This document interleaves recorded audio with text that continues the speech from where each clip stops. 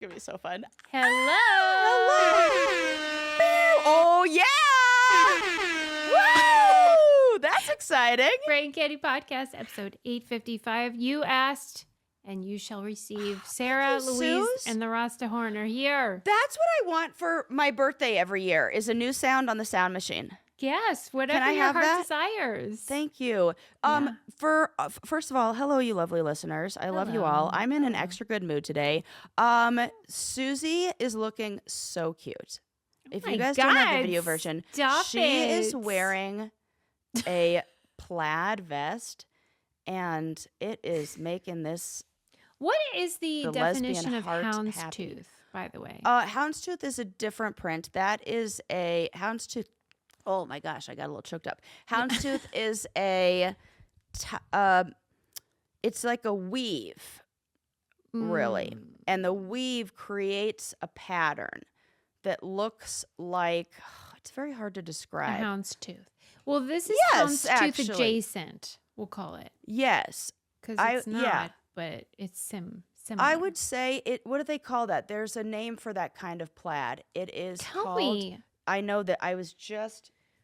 Oh my god! She knows it. I literally was just looking at something that was different kinds of. Because I follow random accounts that are like I know, fabric that's what I love accounts. about you. And it was like different kinds of fall. Actually, it was all the Muppet characters. If the Muppets were types like, of if plaid, I'm honest. if I'm honest, it was plaid. Which type of plaid are all of the Muppet characters? She was pretending it was just like a fabric account. But it is a fabric account, but also a fabric account with a cartoon crossover, and that's great. it really was. And yeah, there's a name for it. Well, anyway, thank you for your compliments. You look great. You're in overalls and rocking them as usual. And it is episode 855, as I said, of the Brain Candy Podcast. Tartan, Tartan, Tartan. tartan plaid. I see. So yes, Yeah, gingham you love plaid a is like the big squares, like the black and red. It's like the buffalo plaid. Then there's like the window pane one that's just the lines, and they look like window panes. Houndstooth, yep, gingham, and tartan. Sarah loves a tartan fall plaid. look. I love a fall look. Fall academia. I go wild. It is when I come alive. An elbow patch, a pipe. All of it. And I feel like as the years go by, I don't know if clothing is becoming more, people are becoming more I mean, we've always been adventurous in clothing, but they're just a lot of options and all these different trends, these micro trends, and they are getting so specific with what I like. It's like, yes, you are nailing it. It is like Oxford 1989, fall. That's your temperatures time to between shine. 65 and 72, like very specific. Well, I hope you enjoy this time. 13-year-old skater kid. Right. It can go either way. That's it. I'm leaning hard. I've been playing busted out the Tony Hawk Pro Skater. Been playing some video games. Wow. Because the controls happen to use every finger except. How do you know if you win that? What do you mean? How do you know? You like complete all the challenges and levels. You have to do certain tricks. There's so each level She's is like, what do you know? Or what do you mean? How do you know?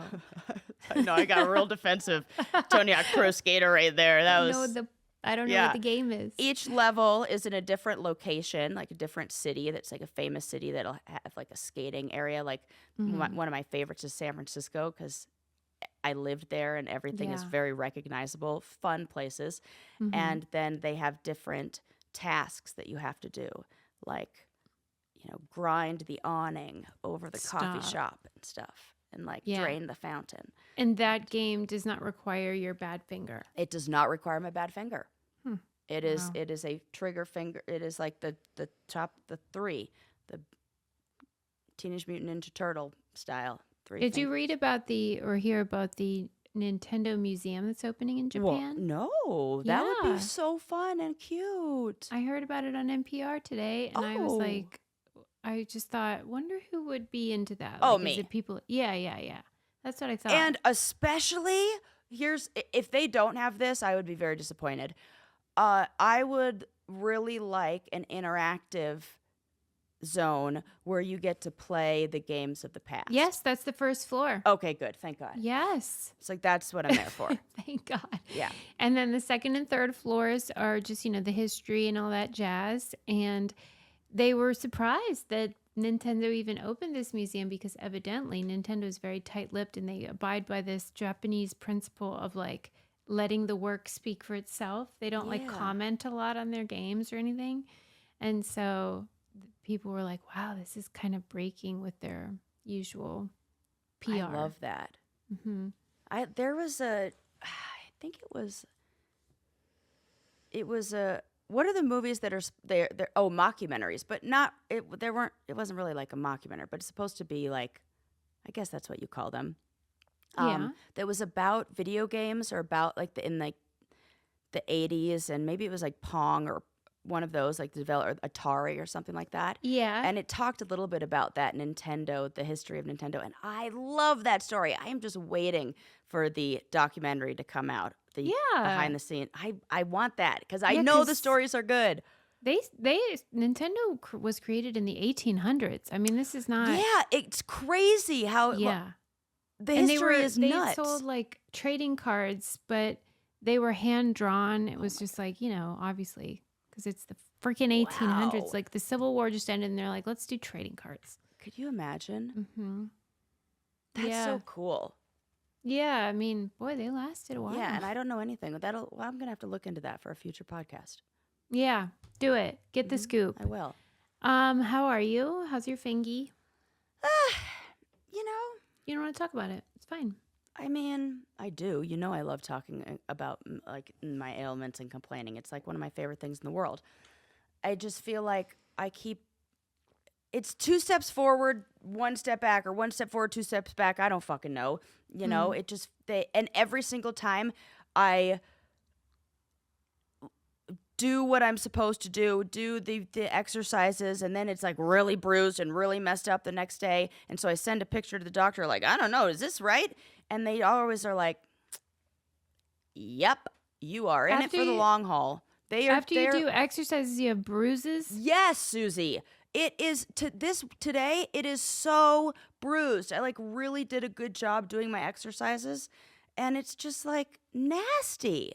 That sounds terrible. And they're like, well, yeah, just put and I had a funny moment where I don't know the word names for things. They should like spell it all out for me, literally, because they were saying, okay, we need to co-ban your finger. But they also told me I need to be buddy taping my finger. Yeah, I remember you saying those that. are 2 different things. I thought those were the same thing. Co-band, like they sound the same. They sound the same. Co-ban, COBAN, is a name of a type of bandage that looks like it's the brown stretchy stuff that sticks to itself. Buddy taping is when you tape one finger next to each other. Those things sound too close to be 2 different things that you need me to do. Yeah. I need you to say this is that and that is that, because I kept on saying, yeah, I'm co-banding it. And then they looked at me like I was a dummy. And then I realized why she looked at me like I was a dummy when she sent me the typed up message that said, are you wrapping it with co-ban? And I was like, oh, for fuck's sake, I've been saying that word wrong. It is just like nonstop embarrassing moments. Listen, you're not a doctor. I know, but like, you're too hard on yourself. I just want people to know that podcasters, they're just like you. Yeah. Maybe worse. Maybe worse, actually. Oh, God. I just do think where I'm like, I just do this. I just do dumb shit. Say stupid. Like, it's fine. It's fine. But when you're just like, oh, God, why do you, Sarah? Oh, it's just a hazard of being somebody who shoots from the hip. And I feel like it's totally worth it because all of the funny stuff is so funny that it's worth being stupid every once in a while. I shoot from the hip so much. That's sort of your signature move. It is 100% my signature move. That is so funny, Susie. Regardless of your signature move, you will probably benefit from Lumi deodorant because they will keep you smelling fresh while you do all your moves. I was just preaching this the other day. I went to a workout class in the park, and this woman was talking about how she loves this one skincare line and uses all their stuff, but hates their natural deodorants because they don't work. And I was like, excuse me. Have you heard of Lumi? Developed by a gynecologist. You can use it on all your parts. It has amazing scents or unscented. You can use the acidified wipes if you don't want to use the actual deodorant. And are you familiar with their body wash? Wow. Yeah. That was. She is an evangelizer. I was like that. And I was like this close to just holding up my pit and being like, take a sniff. Yeah. It's been Judge 24 hours. I haven't even showered. I chose not to do that, but okay, yeah, I think you discerned correctly, but thank you. The point remains that you could have done that and it would have still been effective because Lumi is that good. And Sarah just said like all my talking points, so I'll just tell you what the deal is. Lumi Starter Pack is perfect for new customers. It comes with a solid stick deodorant, cream tube deodorant, 2 free products of your choice like mini body wash and deodorant wipes, and free shipping. As a special offer for listeners, new customers get 15% off all Lumi products with our exclusive code. And if you combine the 15% off with the already discounted starter pack, that equals over 40% off their starter pack. Use code BrainCandy15 for 15% off your first purchase at LumiDeodorant.com. That's code BrainCandy15 at LumiDeodorant.com. Yep, I just swapped out my summer scent to my winter pine. I knew you would. Yep. That's so funny. I was just putting my coconut on and I'm like, I bet Sarah's like trying to wish the ski season. Oh, it's here. It's here, baby. It's here. Yeah. All right. The old pits. All right, let's get started. Woo! Rasta. Let's talk. Well, do you want to talk about Mr. McMahon, or would you rather me wait for your No, episode? let's talk about Mr. McMahon. It's not even on my, oh my God. Yeah. It's not even on my list of things to talk about for the next episode. Let's talk Susie. Okay. Well, there's a documentary, if you haven't seen it, on Netflix called Mr. McMahon about the creator and owner of the WWF and then WWE. Vince McMahon, and really it's I think 5 or 6 part history of the WWE. Thank you. I think it was like they're doing it why are they they're calling like it underselling it by right, like because it's definitely not just about him. And I my interest grew tenfold when I learned that it was more about the history of wrestling. It literally checked every single box for me. Yeah, what did you like or find interesting about it? Like, literally everything. Okay, where do I start? One, I love it in the same way that I want like a Nintendo documentary. I love a documentary that pulls back the curtain on something that you are very familiar with. Yeah. But has an underbelly or has some like history or dark side of it. Like I love that as somebody who was on a reality show where people are like, wow, what a beautiful house. And I know they stopped painting halfway up the wall and all the screws are halfway screwed in. I'm not fucking kidding. That was what the real world house was like. And everybody's like, that's a beautiful house. I'm like, it's not even finished. It's a facade. So I love that story because it feels like, Wizard of Oz, like man behind the curtain kind of thing. I like the evolution of the WWE. I think is very surprising. I think people would not throw wrestling into the category of, if you were to say which show is more progressive and changes with the times faster, The Challenge or WWE, you might guess The Challenge, but you would be wrong. Yeah. Because they have more protections for the people working there. They made changes about how they treat women. Like when there was a problem, they evolved in a way that I think is something that a lot of other companies should take note. Oh, okay. Yeah, because they were kind of insisting that Vince McMahon was at the mercy of the audience. So even if like he didn't want something personally or if it didn't benefit him or his family, he would still do it because his complete devotion was towards this entity of professional wrestling, WWE. And so like he would do whatever it took to keep the audience happy. Yes. Yeah. That was like his business plan. And as a result, it changed for the better and for good. And now the wrestling world today is so different than what it was in the past. And now they have like trans wrestler who's out and proud and people are cheering for her. And like that is really cool, you know, and women just are seen. I just like how they changed and evolved, and that is not. And I love something that surprises you, like a group that, in the same way, Susie being a huge 30 for 30 sports fan is like, whoa, we love that, like twist, or that Sarah covered with tattoos is a camp counselor. Yeah, it's like what, like the pack. Like, don't judge a book by its cover kind of thing. And I feel like that's what a lot of that story was. And also, Vince McMahon is kind of fucked up. And is definitely like a dark, twisted individual. And that is, they haven't even scratched the surface of the shit that he's fucked up. So, like, it seems that part of the reason that he was so devoted to this thing, wrestling, and why it was so successful is also, like, at the foundation of it is something that's really disturbing. So disturbing. And that's why I also love this documentary, because I'm holding two of those very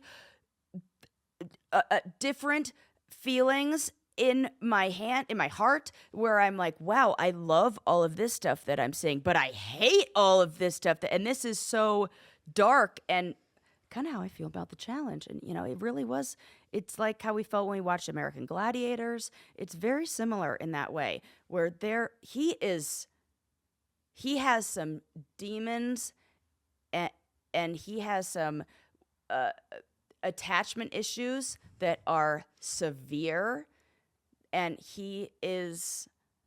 it's very interesting to see an entire family. It's so fucking gross. I know I said all that wonderful stuff about WWE, but like, this is the and part. It's so gross that, and I'm going to say this and like, hear me out, that this is the American dream. That is disgusting to me, because this feels like that story where, look at, they have the husband and wife who have been together for forever, but they don't really fucking love each other, do they? I don't know. They are in a business deal, and they are just like, I think they're devoted to each other. They're devoted to each other, yes, and to the family. But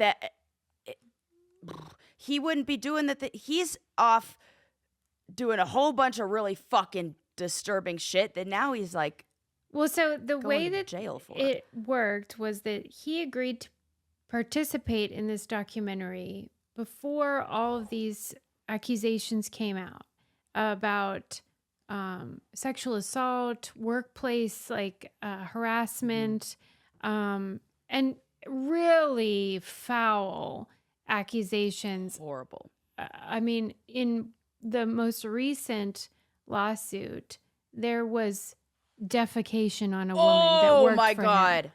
So we're talking pretty much, he's so fucked. The most disgusting accusations that really you can have that don't involve kids. And so he what the hell is the word that just dehumanizes? Oh my God. I was going to say and end that very differently. And he it's not just one person. Like this is a pattern Yes. of things that have come forward over decades where he has mistreated women and whatever. Okay. So then when all the most recent accusations came out and like it was the end of the situation, he resigned from the WWE and no longer was CEO, but he also quit filming on this documentary. But he had already done a bunch of interviews, and so had everyone else, including his family members. And so it's now come out that he tried to bury it. He tried to buy the documentary to prevent it from coming out and all this stuff, which I wouldn't blame him because this is damning. Yeah. But like Sarah I don't know. said, I feel like it almost, I mean, it's not, yes, it's damning because it shows that he is guilty, and you could see how that evolved to be that, but it made him you think it mythologized him? a little bit. Maybe though, but he already was. Right, Like, right. He had You're already right, yeah. created this mythology That's through true, all the that's role true. playing. And I'm just new to it because I hadn't heard the story before. But if I had Yeah. been in the world of wrestling, I would know. Yes. Yep. Totally. You're right. Because I was talking to our friend Scott about it, who is a WWE wrestling aficionado and super fan. And I said to him, you probably knew all this stuff already. Like, this isn't for the Right. true fan. They already know all these storylines. They know the accusations. They know the business. They know all the cast or participants, wrestlers, whatever you want to call them. This was news to me, most of it. Same. All of it was news I to just me. knew the general gist. Yeah. And so I was just like, this family is absolutely bonky. Well, that's what I'm saying about like the twisted American dream that this whole family is in it, because it feels like Trump. It feels like where it's this, and in a weird way, I can see the side of my family that I no longer speak to or have any connection with at all, and the ways that money and power and privilege, all of that just play into them. They don't think they're doing anything wrong. Right. And that they're willing to, okay. There's so much that I thought about. So what is that word that they kept saying that they... K-fob. K-fob. Okay. I was thinking about this. Is that the right word? Yes. Okay. Which term, means like role playing. It's like this, where all of the actors, all the participants are taking part in this agreed upon like narrative that is going to look very real and very like they're going to lean into their roles. They're going to, and they like, blur the line between like reality and fiction. Yes. Yeah. And so much so that the audience believes that this is real. And it's so well done that you can, as the audience, forget that it might be made up. And a real good live performance, it's like theater, like opera, something like that, where you're like in it. And I was thinking about the shift that we saw on the challenge. And are there people who are doing this? Absolutely. And I was just the dummy who wasn't wasn't aware that we were doing this. I was like being... I don't think you were a dummy. But Well, I just thought it was real. Yeah, maybe a pawn. Yeah. But I think that this is going on reality television. I think we see this all the time. I think that we see this I think that now in the age of like Instagram celebrities and social media celebrities. Yeah, it's a wink. Everyone's in on it. Everyone's in on it. People are caricatures. These are not there's a certain type of person who says, I am willing to sacrifice like I know what my morals are, and I know and values are, and those may be different than the character I play that I present to the world, but I'm just going to forego mine, or like, keep mine but keep them to myself, and pretend and be this persona and lean into this because it gets me on future shows, or it gets me on traders, or you name it, or in magazines, and I get it. Yeah. There Wow. were a lot of similarities with the challenge and our experiences to this wrestling scenario. Yeah. And then I think about the one time where I was in on it, where I was like, oh yeah, I'm going to like turn it up, and like I hated myself for that. Mm-hmm. And not cut other out for people that. didn't like that I was like that. Mm-hmm. They were like, no, what are you doing? And it just felt like, okay, this is a type that they're okay with that. I'll tell you something I'm okay with, and that is finally being able to see properly thanks to pair eyewear. Oh, Susie, you keep reminding me. I have got to get on this. It's bad now.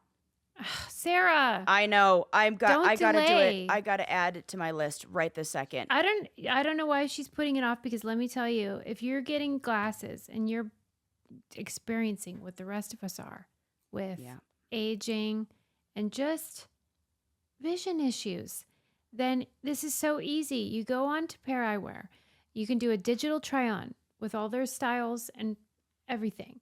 You see which one looks best on you. You upload your prescription, lickety-split, and in no time, they come to your door, and they have the magnetic toppers that you can buy, so that if you buy like black frames, then you can get sunglasses that then are prescription that pop right on, or different colors so you can change it with your outfits. This feels like I'm somebody who has very little space in my teeny tiny house, so I am very selective about what goes in here. And I remember a time in my life where I had like a whole drawer that was for like sunglasses and stuff. And I'm like, yeah, right. So indulgent. I do not have that now. So the fact that I can have all the different sunglass looks, everything, when I wear my earthy tones, when I wear my goth outfits, black or tortoiseshell, and sunglasses, just all in one place. And they have so many themes and whimsical colors and patterns and stuff for the top frames.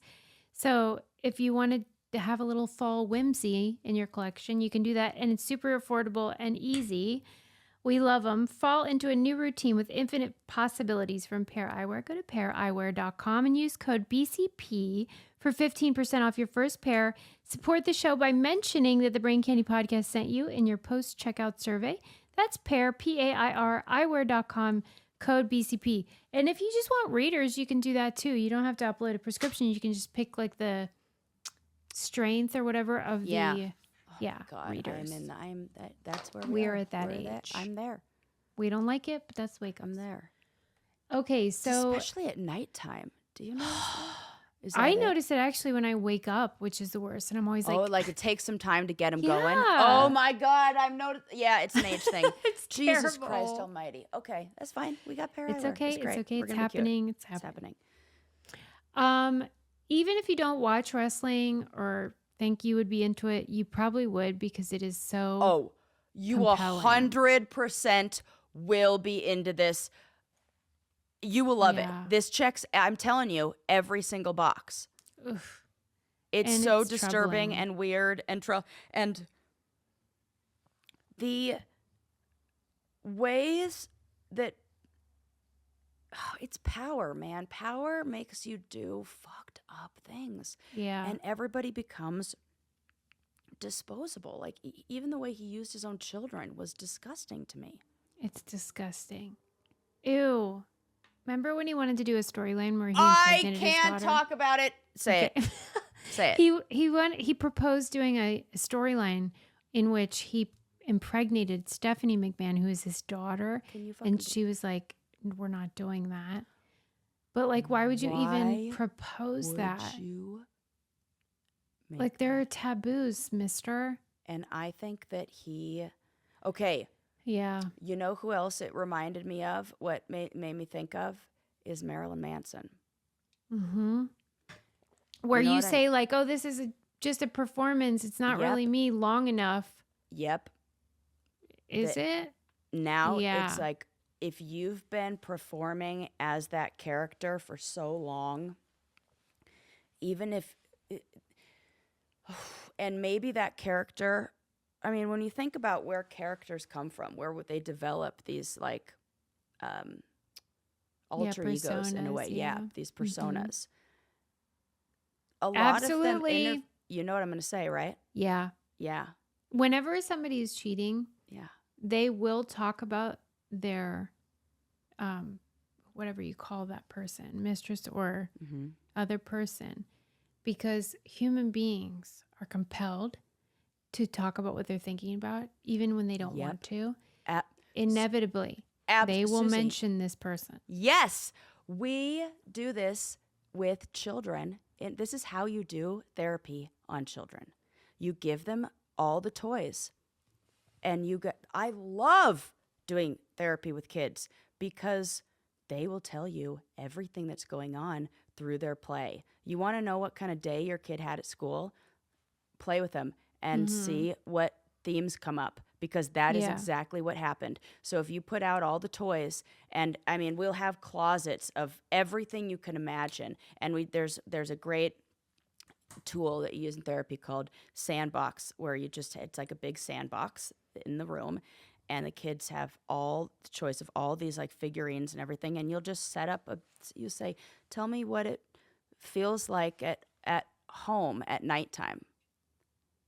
And then they will create a world where you'll have a big monster in the corner, and then they'll put themselves far, far away, and they'll put a lion in between, and and you're just like, oh my God, I know exactly what is happening. They don't come up with that from, I read this book one time. Right. No. It's top of mind. It is what they are acting out from their life. So when these guys created that, that there is a part of them, and you'll see this in any interview with like the characters, like the guys from Kiss or whatever. They'll be like, there's like a part of us that was like this wild and crazy state of people, but that's not who we. Well, there was Pay a part. Pay close attention to that stuff. Is what I'm saying. Yes, there is a part. Who is the stage person? And if the stage presence. I mean, I'm not knocking the guys from Kiss because they're actually lovely. And my mom did a couple Kiss music videos and said they were very polite. And they were gentle. She, however, says, fuck Steven Tyler. He's an asshole. She hates him. Yeah. She says he's a real dickhead. Right. I think these people reveal themselves. Yeah, because she did Love in an Elevator, that music video. Boy, Sally has had quite a ride. I know. Isn't that wild? Yes. Okay, moving on. Yeah, I think you all should watch it if you are interested. It was long, but it was really good. Yeah. I also watched, of course, I said on my Instagram, the Will and Harper documentary. Me too. Yeah. Wonderful. Just wonderful. I loved it. Will Ferrell and his best friend, Harper Steele, who is transitioned from male to female and worked on Saturday Night Live as a writer. They did a road trip across country to, kind of like unpack this new scenario and how it maybe affected their relationship. I just thought it was beautifully shot. I thought it was wonderful storytelling. And like, as a person who has a lot of questions, I was dissatisfied in a way with like, I have so many more questions. I agree. Yeah. I think that is not that it is to introduce a trans life and story to a cisgender population that maybe is not seeing that. But it does not provide a rich look at the trans experience from any other perspectives or intersectionality or, you know. If that's what you're looking for, it isn't that. It's not a going to be deep that. dive. No.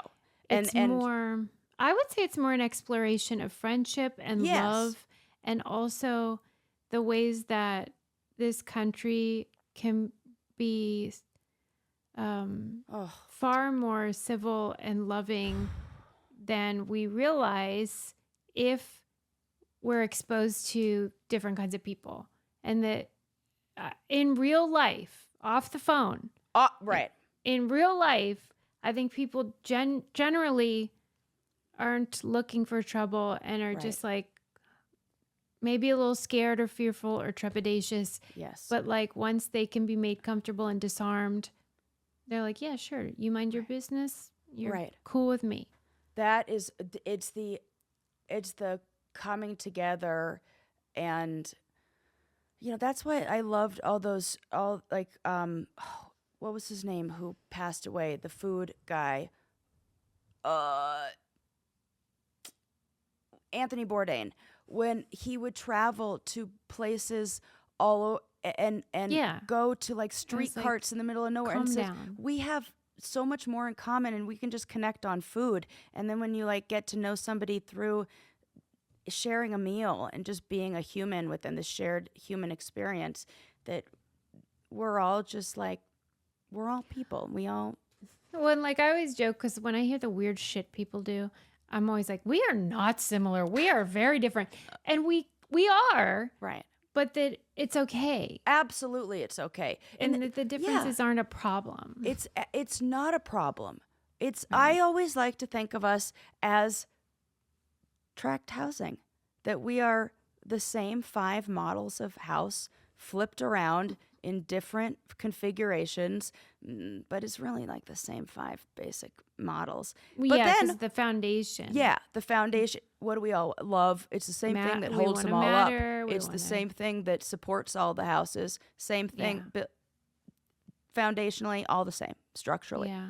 Then we all put in our different shit and put up different curtains and paint it different colors and make it look different and fill it with all of our, and it's okay that your house is decorated the way you want it to be decorated. And I don't like, it's not my style, but I'm not like, oh my God, you're not allowed to have that. No fucking way. Then what it said we are with people. Everybody's just got a different interior decor. Yeah. But there's a lot of people who can make a lot of money off of convincing you that these other people are a threat or a problem or something you should hate. And those are the people that I am suspicious of. Absolutely. Who is profiting off of the division? Who is profiting off of the strife? Who is profiting off of the war? Yes. That is far more interesting to me than the people that fall for it. Absolutely. Oh, yes. Right? Always that. Yeah. Because most people just want to be nice and mind their own beeswax. Yes. I really think that. And when you really get people together, all of that. Yeah. They're like, let's have a beer and play some pool. Right. And do karaoke. I do this. That's why people don't talk a lot of shit on my Instagram. And thank God. Because whenever they do, I never call people out publicly, but I will go into those DMs and I will let them know how that made me feel. And in a way that just expresses, yes. I did it I don't have to do this very often, but somebody talked shit on my house and they said, did you see that comment about how, look at her kitchen, she must be poor? And I was like, ow, this is my what first if you were? Home. Right. And I'm like, actually, I mean, I'm not like rolling in dough over here. Like, yeah, that is really shameful. It was I'm really glad I hurtful. didn't see that, because I would not have slid into their DMs to talk some sense into them. I would have taken them to task. Yeah. What did you say? I said, let's look. Let's play this game. My Hang on, I'm going to pull it up because it's worth it. It's worth it. that kind of a comment I actually wouldn't reason with, because to me that seems 100% a troll, because there is no good intention behind that. There's no way that could be misinterpreted. This is just a mean thing to say. Yeah. And if you were poor, that is certainly no reason to be mean about it. I'm so mad. I want to find I'm going it. to slide into their DMs and tell them, don't fall for Sarah's niceness. You're a piece of shit. I want to find and I hate your guts. Okay. So they said something along the lines of, which is I had now since deleted because I wasn't going to like leave that up there. But No. they said something along the lines of like, ew, like, look at her house. She must be poor or something like that. I was like, oh. And then somebody else under it was like, rude. Like, that is so uncalled for. And so then I slid into the DMs and I was like, why do you have to make rude comments about my house? Especially since I haven't ever seen you say anything nice before. What's the point? And then they didn't reply. And so this is my new favorite thing to say. Welp, get well soon. Isn't that great? I said that. That was like 2 days later. They hadn't responded. And so I was like, welp, get well soon. And then instant reply. No, you're right. That was uncalled for of me. Sorry, I was having a rough day, and there's no excuse to act like that. They will always apologize every single time I go into I'm the glad, DMs and you let them that. see, and you like make them look at you, and you're like, that made me feel bad. And they're like, you're right. I'm sorry. I shouldn't have done that. I'm like, that is the only way. All right. I need to talk about that more, but first I got to talk about how much I love Honey Love. Oh, yeah. And their leggings and their bras and all their shapewear. It's awesome. Super high quality. Yes. Super flattering. I wear it to the gym every day when I'm embarrassing myself in front of people, but they're probably so distracted by how cute my little pants look that they're like, you sure you can't do shit? Yeah. But your pants look nice. I am all about buying from sustainable places that care about the ingredients and materials that go into what they're making. I'm glad I feel like you've evolved on that. Oh, I'm so glad about that. I have changed. It feels really good. It feels like I'm walking the walk instead of just talking the talk, which is hard to do. And you do have to make decisions of like, okay, you know what? I'm not going to have 5 colors of this, but that's better because instead I have 2 that will last me forever. That's what my mom says. You pay now or you pay later. You do. Because I, for real, I was thinking that the other day. I put on my Honey Love pants and I was like, I think I talked about this last time. There's no pilling. Yeah. I've already had to throw away for ages. 4 pairs of the cheapy ones. And I was like, why did I do that? I'm not doing that again. Same with sports bras. Don't even get me started. Now I'm yelling. Don't get me started on the stupid cheapy sports bras and those pads inside that then fall out and don't hold their shape. And nope. No. Just give me that beautiful, what do they call it? The crossover bra? It's like, the crossover bra. Mm-hmm. I love that. Yeah, their stuff is so nice. And you will agree when you get it. You'll be like, oh, I see what they're talking about. Yeah, you will. Honey Love is not just supporting women, it's empowering women. Treat yourself to the best bras in the market and save 20% off at honeylove.com/braincandy. Use our exclusive link to get 20% off, honeylove.com/braincandy to find your perfect fit. After you purchase, they ask you where you heard about them. Please support our show. Tell them we sent you. Elevate your comfort, elevate your style with bras that empower your lifestyle of flexibility. Sarah. Susie. This person, like, I'm really glad that they apologized to you. You deserved that. I just don't buy it. Like I was having a bad day thing. Yeah, I don't either. It felt somewhat personal because they made a comment about, especially for Old Town Arvada. And I was like, I don't live there, but I live close to there. So why did they, like, you wouldn't, it almost feels like they. What's that mean? Well, that's the name of the city I used to live in. I used to live in Arvada. It's like a city right outside of Denver. And so where the Unabomber used to be housed. Oh, really? Yeah, it's at the federal penitentiary. Oh yeah, there is one near there. Yes. Yeah, but the mention of the neighborhood that I used to, but I don't live there now. But Well, that was was the that area that I was looking at when I must have maybe I talked about was that it a in the podcast. fancy area or a No, lower? it's regular. Just no, Regular? not just it's the same. It's like I'm in now. So they It's were like saying regular. your kitchen looks poor even for whatever their perception. Yeah. But I was like, That's I don't very even live weird there. and specific. I know. That's what I thought. I don't love it. And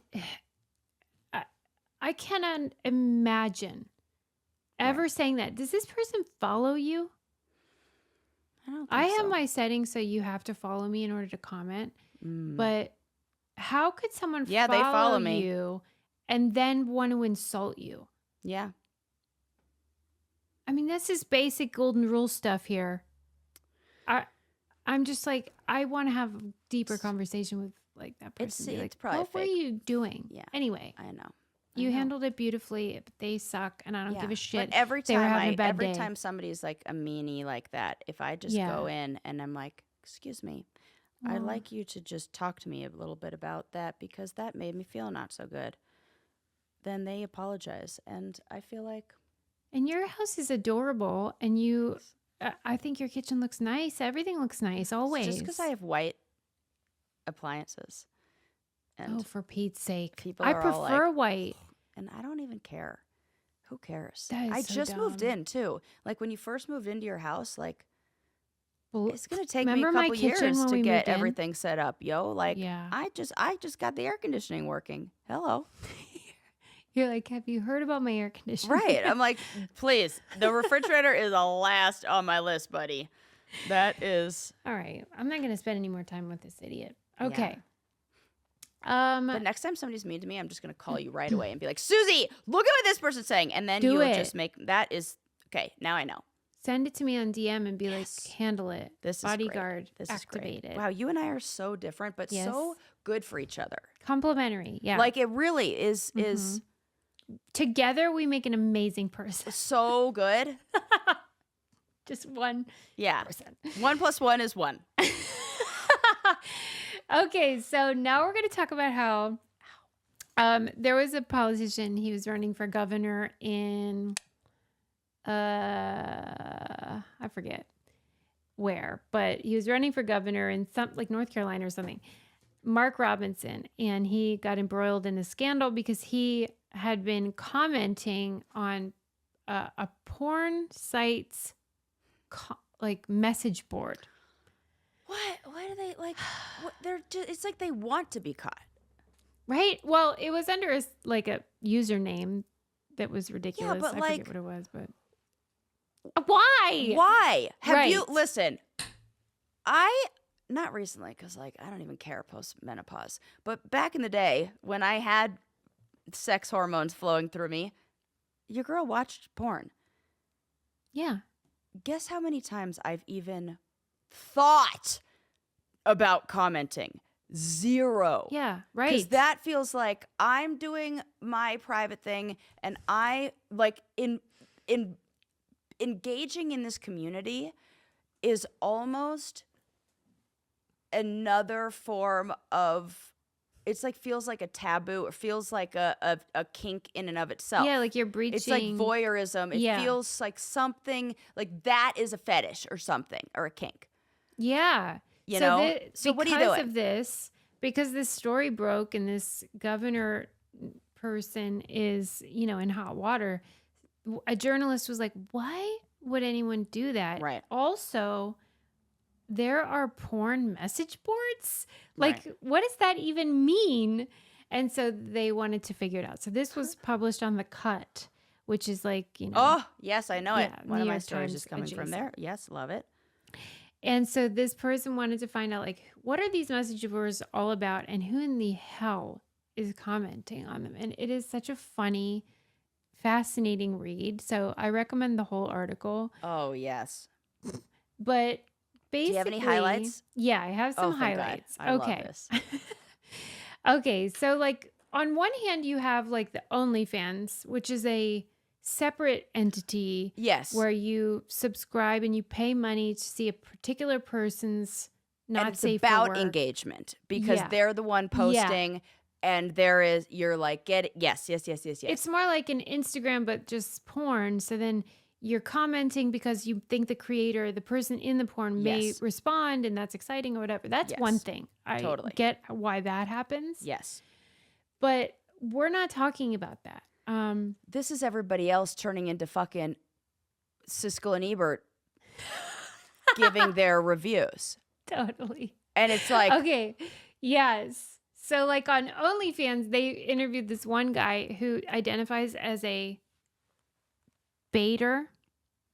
Oh. Which... Like is he masterful at it? Yeah, he is. How good is he? Like he said, like a master? Master.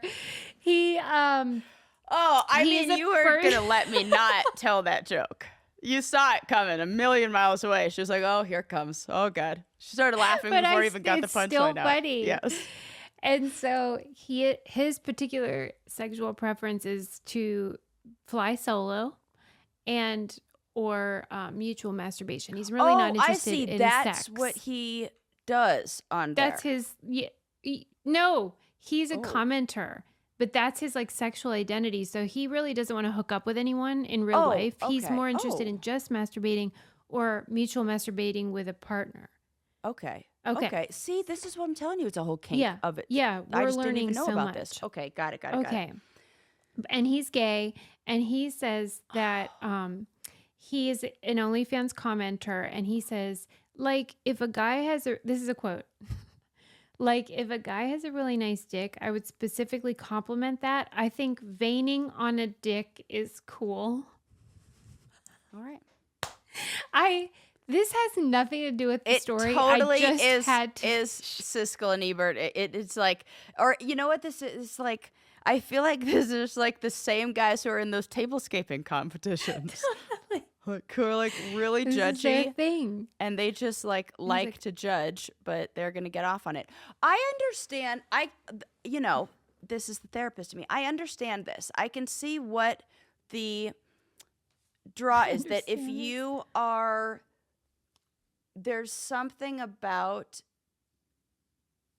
like, maybe if there's a fear around putting yourself out there and connecting in real life, that this seems like a way to... Oh, the commenting. Yes. Oh, to connect.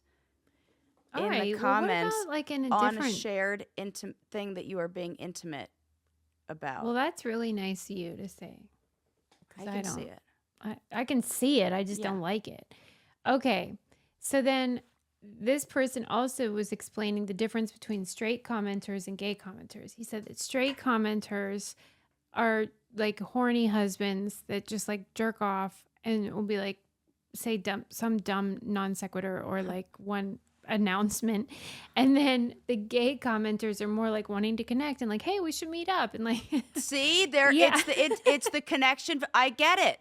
Yeah. And the only reason that the straight ones aren't doing that is because they're not allowed to, and they like can't. Yeah, and that's not why they're there. It's not a community, right?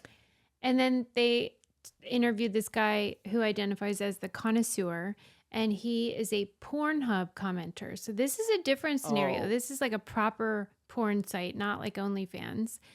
And these are the ones I do not understand. Right. He lost his job during the pandemic, and then he always felt like what was his job? I would love to know. That is so important. Let's play what was his job. Yes, Sarah, go ahead. His job was, I mean, I want to say like quality control. Like it could be like security. Yeah, it's something where he's saying yes or no, approving or disapproving, and he is a dragon slayer in a world of no dragons now, and he has taken that to the porn sites, and it is simultaneously giving him that boost of serotonin and dopamine, and also validating his need to Yeah. Feel useful. Yep. Yeah. Yep. There you go. So you're probably right, because he says, and I quote, "I had a passion for writing, but what form it would take, I wasn't sure. I could never find something that fully engaged me. Then I found this." And it said that he takes his work very seriously, and he won't, under any circumstances, accept any kind of payment from a creator to leave a positive review on their Okay, good. porno. Oh, I'm so glad he has morals and standards and holds himself to a higher. Yes, baiter. An ethical baiter. He's an ethical baiter. That's my favorite kind. He says, "You cannot buy me. You can't pay me off. My reviews are not for sale." He can't be bought. Right. Wow. Okay. What is his? Did they share his pen name, or at least like? Yeah, that he's the connoisseur. Oh, that's what they. Oh, on Pornhub. That's his name. I'm annoyed with that title. Too self-aggrandizing. Yes. God. Okay, but I guess after I finish the article, which everyone should read, because it's hilarious, I wanted to ask you, like, why? I know you've said this. Yeah. You've been talking about this the whole time, but I'm just thinking more about the connoisseur and how, like, I can see him. He maybe did like the food reviews, like he was did like restaurant reviews. But he was and like then a little fish in a big pond. Yeah, it like shut down. We weren't doing that as much anymore. Something happened, and they are like everything went digital, and he's like used to be able to he got the boot. Yeah. Replaced and this was how he found meaning. Yeah. Okay. So the governor guy, he was on a message board called, swear to God, Nude Africa. Oh, Jesus fucking He's Christ. A black guy, and this was about blacks. Oh. Yeah. you're that was a This is like kombucha meme over there. Yeah. It's like, I don't actually know if that It was black sexual topics. That's what this message board was. And that's what he said on the message board that he's a black Nazi. Oh my God, it's this guy. Mm-hmm. Jesus. Oh yeah. No. This is not good. Yeah. It's not good at all. No. But no. I just can't imagine. This is rooted in this feels like power and control too, and I don't know how, but I know it is.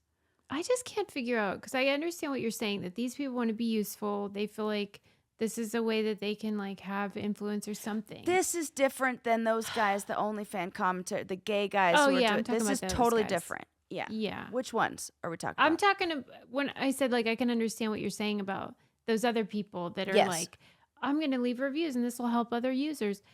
That I get, but I'm also like, how can they possibly think that is the best use of their usefulness? I can just see it. Like I could see. You never know what people are going to become passionate about or fixate on for a little while. And a lot of people are neurodivergent out there, and they fixate on something. And I see, as somebody who is that myself, I will jump from pond to pond, like of fixations, and I can see. So here's this what came to mind. Mm-hmm. When I needed car advice, and I went to the Toyota forums, and I started asking, and I went even on my Instagram story and was like, okay, listen, off-road guys, Toyota guys, people, yeah, I saw that. Listen post. up. Mm-hmm.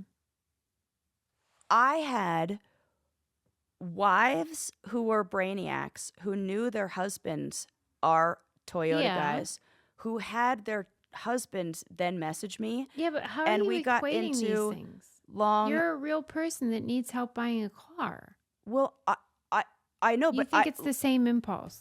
I can see we have a shared fascination and fixation of this car, and we'll spend hours talking to a stranger that I do not know and have nothing in common with other than they happen to know what a locking rear differential is, and that is it, and like, and it's just like, I see you see me, we're both like on this deep dive into this together, and well, someone should tell them this isn't it.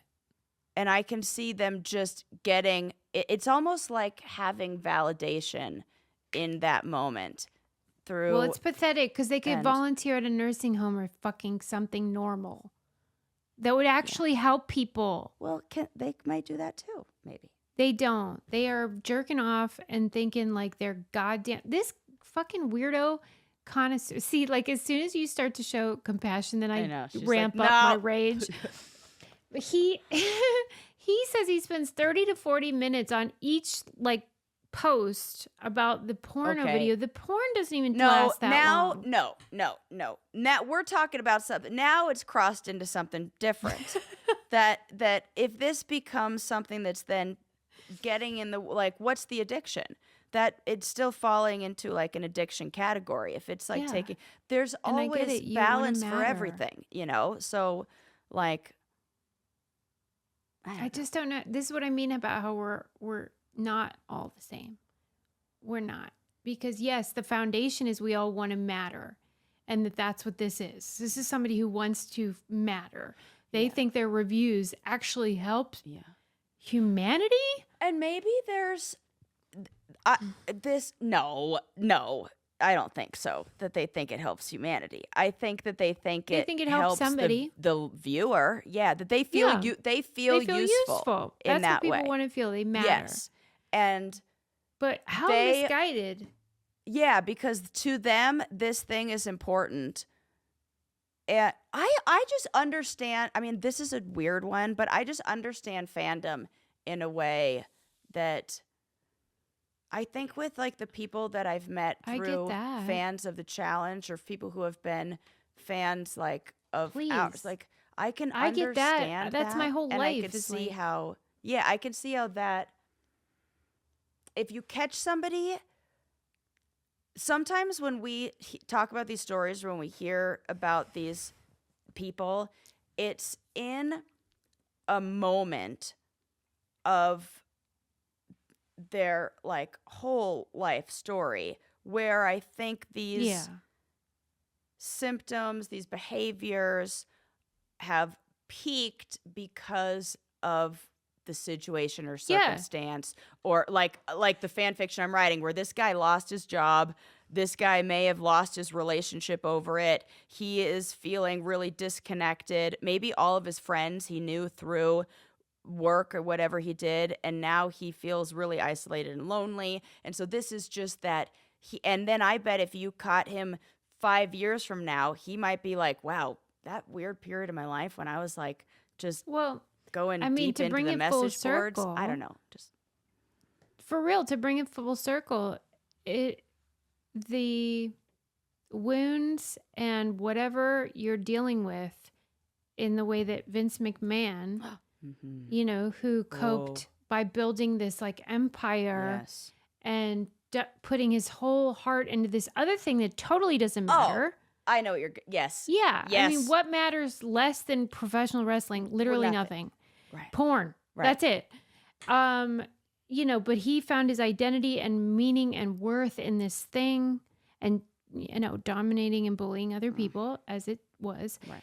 And then in this case, it's like this guy thinks his expertise can be best served in this way. And it is so misguided and so stupid, but at the foundation is like the human condition. And really just an example of men will do anything but go to therapy. For real! That is what this feels. It's like, just go to therapy first. I wish there was a better help ad in this episode because give him a jingle, my God. Just call me. All right. But by the way, I do have, if you're listening and you're like, hey, I've been thinking about therapy, or I've been thinking about me and my partner, like talking to somebody, I have 3 spots available. Oh my gosh. These are hard to come by, people. They are. And if you're thinking about it, 3 available spots. And so couples? Couples. Kids, individuals. I'd say teens, because I don't like to do online therapy with anybody younger than like 13, because I think they have to be able to like, I want to do more of the play stuff. If it's kids, I think that's what they benefit from.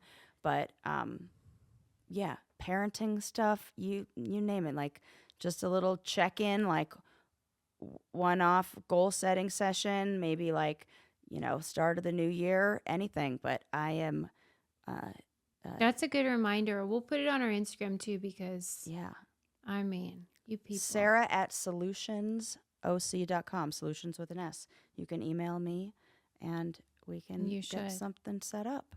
It's like easy breezy. It's like Helen Keller at the well. She's a miracle worker. Oh, God. I mean it. It's true. It is the most rewarding job, because I love seeing people grow, and I do feel like are you trying to tell me badass therapist? It's more rewarding than commenting on porn? I mean, for $0? I was gonna say I laugh more here, but I don't know. I laugh a lot with my clients. I bet you do. Have a good time. See, you guys could have a grand old time with Sarah. Yeah. Okay. Mr. McMahon on Netflix. It's long, fascinating. Totally worth it. Totally worth it. Yeah. Harper and Will, beautifully shot, beautifully done. And documentary. The car they drove in was my first car. I know, the Wagoneer. I thought of you every time I looked at that thing. And then when they got in, he was like, "Ooh, it's carpeted. The whole thing's fancy." Yeah. I like laughed, because I'm like, that thing is all carpeted. It's so great. Oh, he's like, how's this thing handled? He's like, shittily. Yeah, it's so. My friends used to say that it hits 40 miles an hour downhill with all the windows open, and it would get 8 miles to the gallon. Whoa, it's not efficient, but it looks license real plate, cute. big water. Oh my God, Sarah is. You could hear it coming a mile away. And if you're gonna watch porn, we don't judge, but please, we do judge about if you're leaving comments. I am, at least. Don't. You can do better. You can do more with your time. Thanks for listening. And as always, thank you for using our codes. It keeps the lights on, keeps us going. And we love you and we appreciate you. Thank you so much, everybody. We'll see you next time. Love you. Bye.